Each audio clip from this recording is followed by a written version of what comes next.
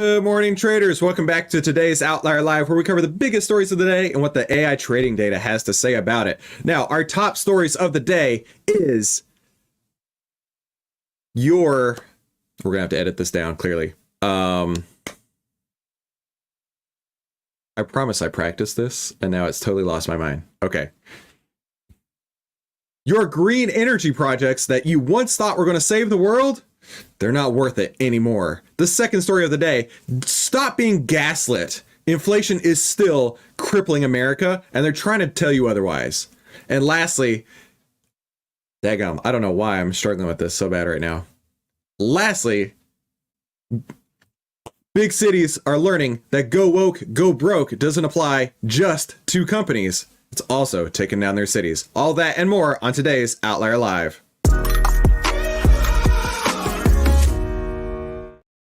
Your green projects, where we're trying to save the planet with everything that we need to have, say, sustainable future, is turning out to not be worth it. In fact, prices on these projects are starting to spiral out of control, and companies, they're pulling the plug.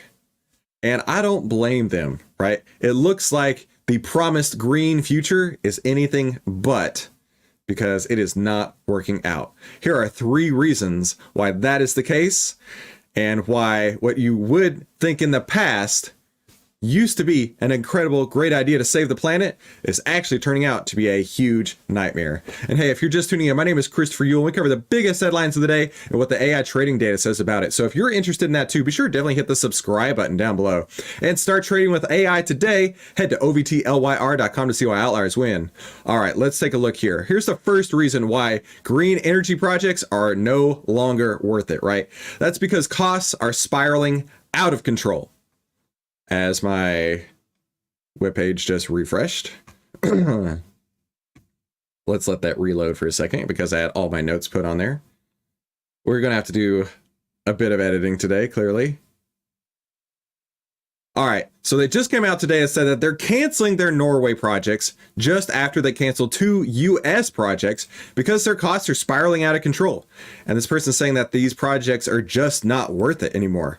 They said that there's rising inflation, higher interest rates, and supply chain delays. They're the main causes for these switching up, for these changes here, right? While other green energy producers and stocks have found themselves in red overall this year, right? So that's the first reason why EVs are not just EVs, but green energy projects are getting shelved. Green energy projects are being put on the sidelines. The second reason that green energy projects are being put on the sidelines is that energy policy is one of the top threats to the US power grid due to the Biden administration's green agenda. I bet you didn't hear that coming, right? I bet you did not expect to hear that coming. That green energy projects are actually a threat to the power grid. How is that even the case here, right? The NRECA said directly that the Environmental Protection Agency's proposed power plant rule aimed at reducing power plant emissions by 90% by 2035, saying that the Biden administration's plan uses unproven technologies and unrealistic compliance timelines. And this threatens electric reliability and affordability for everyday Americans, right? So that's the second reason why these green projects are getting shelved, because the Biden administration is trying to impose all of this right away as fast as they can. But these are unproven technologies and completely unrealistic timelines. And because of that, these companies can't make it happen, right? They can say everything has to be down in 90% by 2035, but in reality, it's not going to happen. It's literally not going to be able to happen in that time frame. And because of that, these companies are rejecting what the Biden administration is saying. They're rejecting actually putting these projects on the book because they can't afford to. Now, the third thing that is driving these, I'm really sorry. We need some major editing on this. The third thing that's driving these green projects down is the increasing demand for electrical power to power things like electric vehicles, decreasing generation. Let me reread that. The third problem with these green projects is the increasing demand for electricity to power things like EVs, decreasing generation due to premature closures of coal and gas-fired power plants, and permitting delays that prevent new infrastructure from being built and connecting to the grid.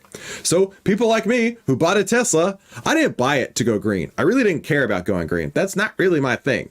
But I was excited because Teslas are the future. Teslas are what the standard in the automotive marketplace is right now.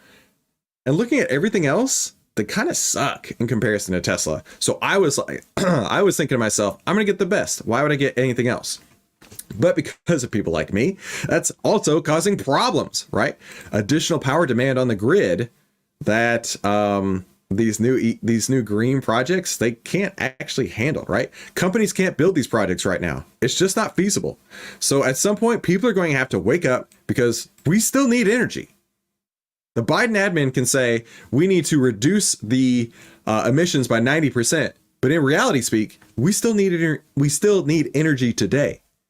And unless they find a way to still power the power plants today, it's not going to happen, right? So let's take a look at what the AI trading data says about Tesla. Of course, Tesla is the leader in the marketplace out there. And we got a buy signal on November 6th. So about a week ago, we got a buy signal on Tesla. And in fact, if you had been following these AI stock trading returns, you'd have seen a signal return of 247.82%.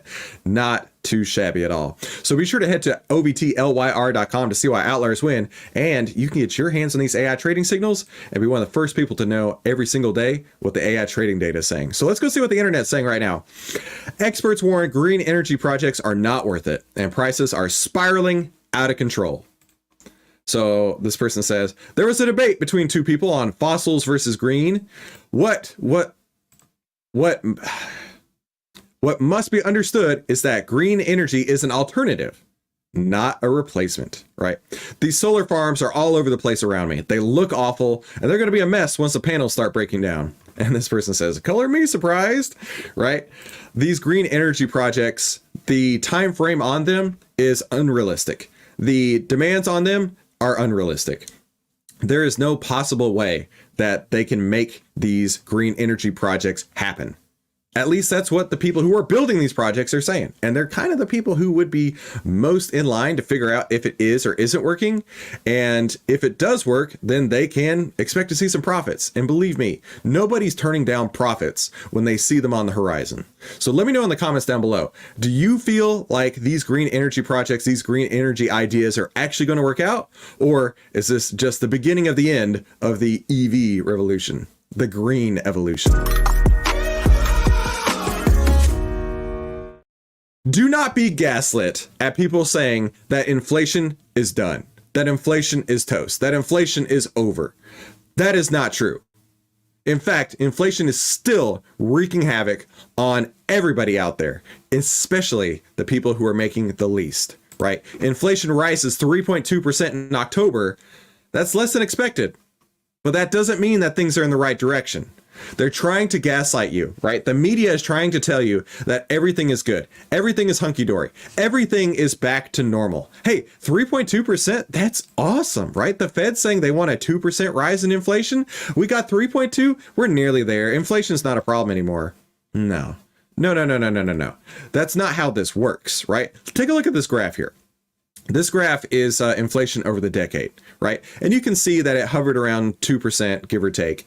And then it spiked, I was going to say spoke, it spiked super high up to 9.1%. And now it's coming back down.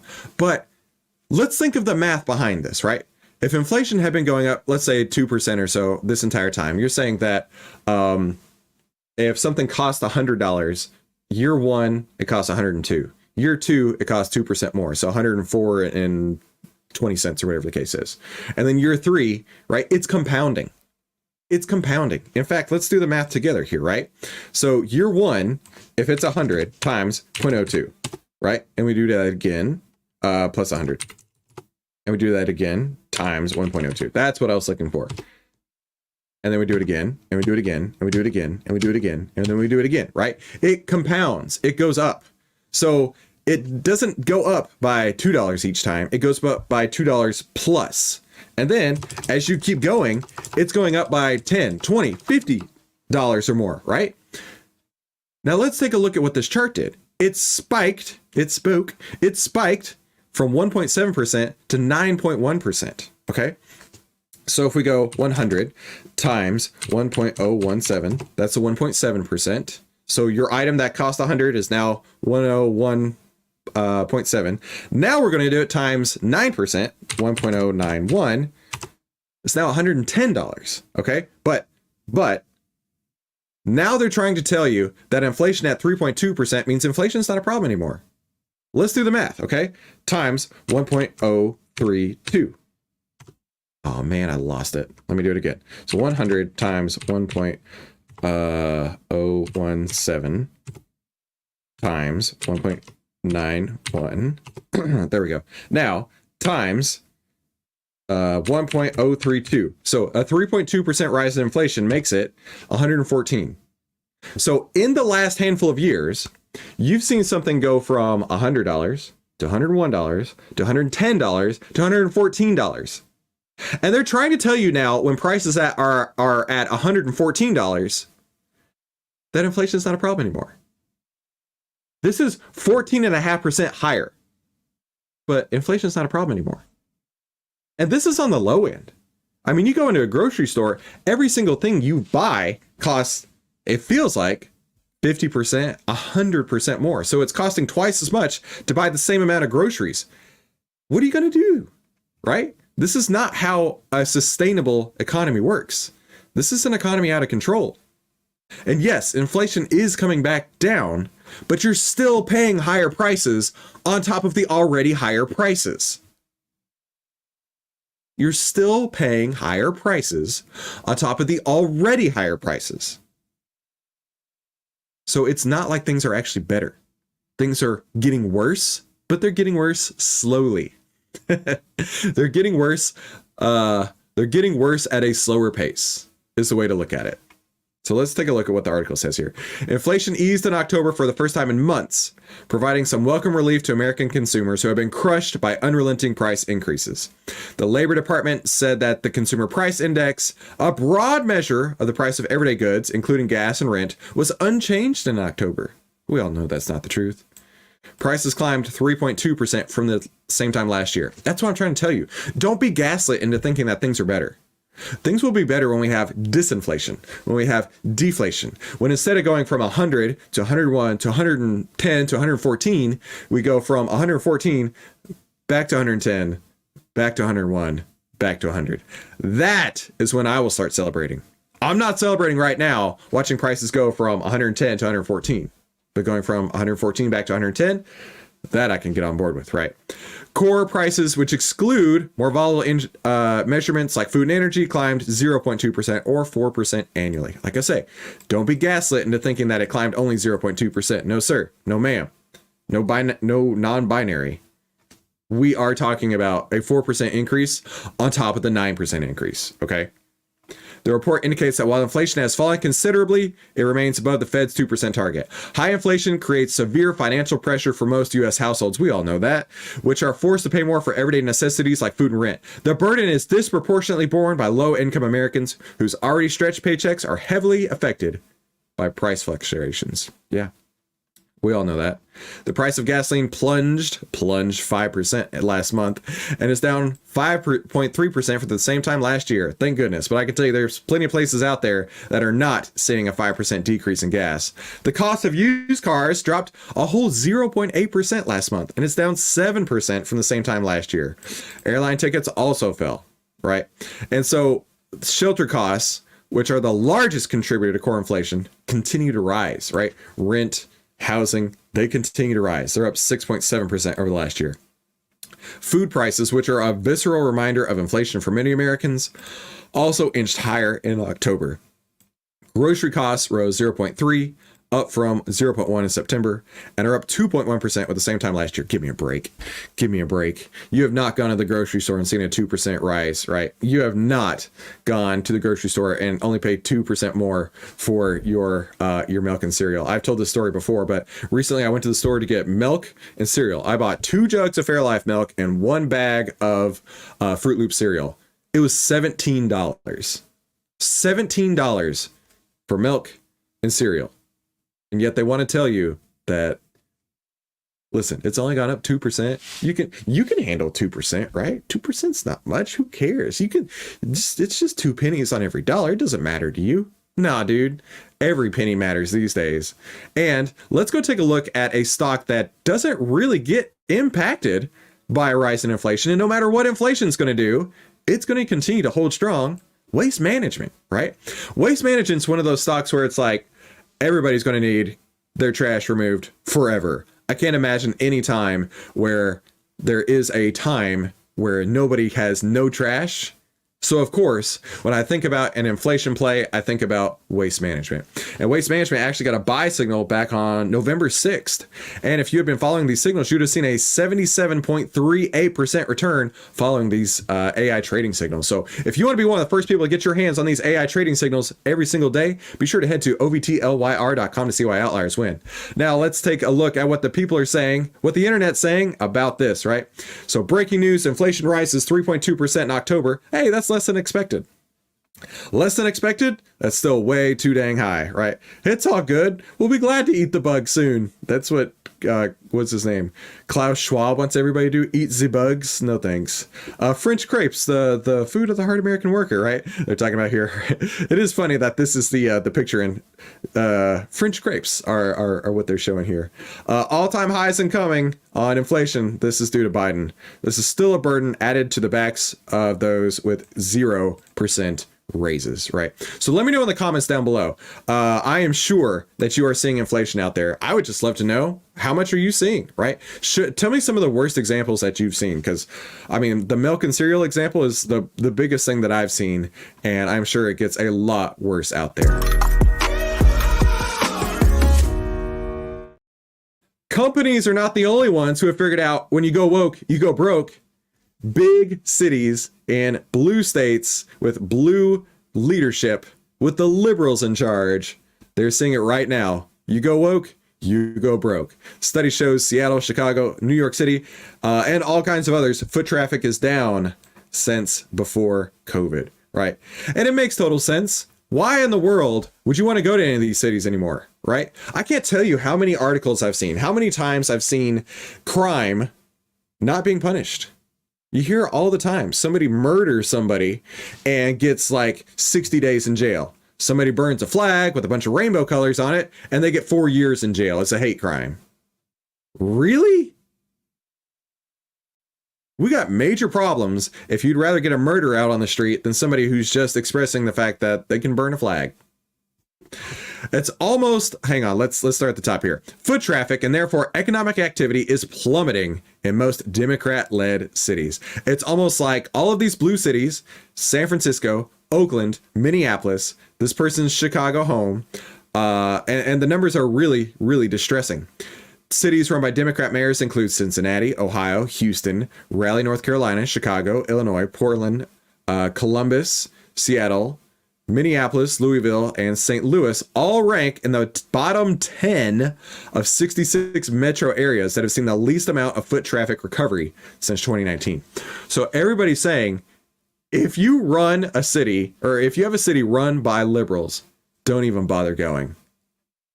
Don't even bother going. I even saw this article about San Francisco where people were just leaving their windows down, leaving the cars unlocked because they would rather people just not break the windows looking inside the car. And so we're just going to leave it all open anyway. Hey, listen, we're so compassionate and caring. And clearly these people are only stealing because they need it, right? They're not actual criminals. They're needy people. Well, if they're needy people, why don't we fix the problem? Instead of rolling all your windows down, instead of like just leaving the doors wide open saying, come on in, steal what you want. Clearly you need it more than I do. I saw this one picture. It was a row of cars in San Francisco. Every single car had every single window broken out of it. Not because they wanted to break windows, because they were stealing everything in the cars. There was even a reporter who went to San Francisco to cover the crime, and she had her car broken into while she was recording the video about how much crime there was. I mean, that's just The irony is palatable there, right? Other major players like New York City have only seen a 66% foot traffic recovery. Philadelphia ranks 49th at 67% recovery. San Francisco 48 at 67%. And St. Louis saw the lowest recovery at 53%. So nobody wants to go to these places. Nobody wants to be there. Why is that? I think it's because of the fact that carjackings, crime, and the fact that you have these high taxes in these areas. And by the way, when you have fewer people going in the cities, think about the impact it has on the stores, the restaurants, and so on. Hey, listen, if you're just tuning in, my name is Christopher Yule, and cover the biggest headlines of the day and what the AI trading data says about it. So if you're interested in that too, be sure to definitely hit the subscribe button down below. And start trading with AI today. Head to OVTLYR.com to see why outliers win. Right? Carjackings, crime, theft, everything you could ever not want is exactly what is happening in these blue liberal run cities. And people are smart enough to say, I'm not going on vacation to look for problems. I'm not going on vacation to get robbed. I'm not going on vacation to go where the trouble is. So they're just not going to these places. And these cities have found out that going woke means going broke, even for the city, not just the company. And speaking of companies that went woke and have gone broke, Disney has basically wokeified all their movies. Disney has basically said, progressive identity politics, we're going to make sure we teach every single child there is about this. It doesn't matter what the parents want. We want to make sure that we force our woke ideology on everybody out there. And people are turning away from Disney. Their theme park attendance is down. Their movies are making $0. They're losing hundreds of millions of dollars every single day, every single movie they put out. They can't catch a break, right? But you could catch a break if you take a look at the AI trading data for Disney. In fact, we got a buy signal on November 8th. And if you'd been following these signals, you'd seen a signal return historically of 59 or 57.19%, which is not too shabby at all. So if you want to get your hands on these AI trading signals and be one of the first people who know what the AI trading data is saying, be sure to head to OVTLYR.com to see why outliers win. So let's take a look at what the internet is saying about economists warning big blue cities are really distressing declines. This person says, no, they're good. They can keep it. Just keep it, right? Just keep it. Yeah. This person says, you think? Right? This person says it's well deserved. This person says, good. A doom loop is fun to watch. Now, I live in Texas and I see a lot of people from California coming to Texas. And let me just put it this way. Don't California my Texas.